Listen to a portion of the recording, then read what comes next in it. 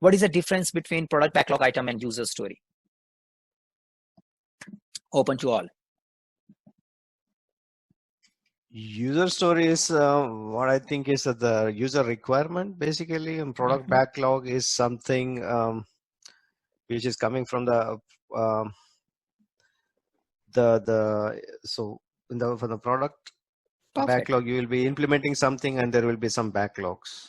Yeah. So in a simple way, go ahead. Yeah, user story is part of product backlog item. It is one of the product backlog item. Perfect. So product backlog is something, many times it is called wish list, many times it's a running list, something which you want to do at some point in time. Yeah. And then each product backlog has something. Yeah? You know, it's a collection of things. Now, what are these collection of things? What should we call them? Now, in a simple way, anything which is in the product backlog can easily be called product backlog item. Yeah, PBI. We call it product backlog item because it's a item in the product backlog.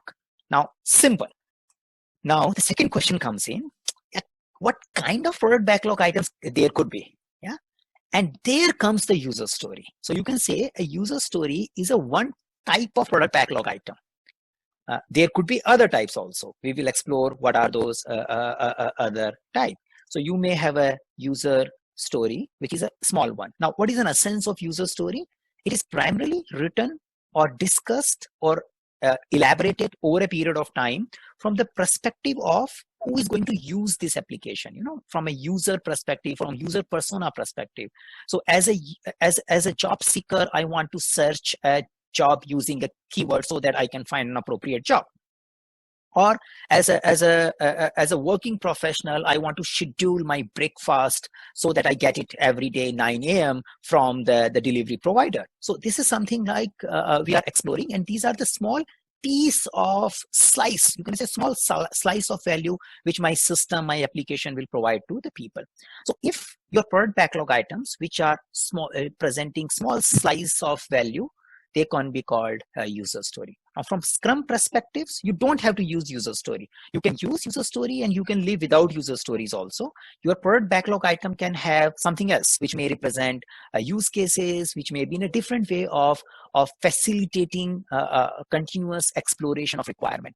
Now, user story is a common tool because it facilitates small delivery of value on a continuous basis. Any question, comment till here?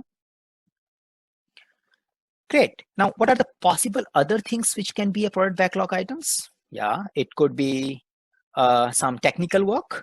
Yeah.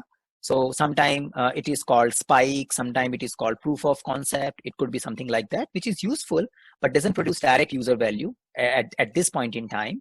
It could be something, a defect.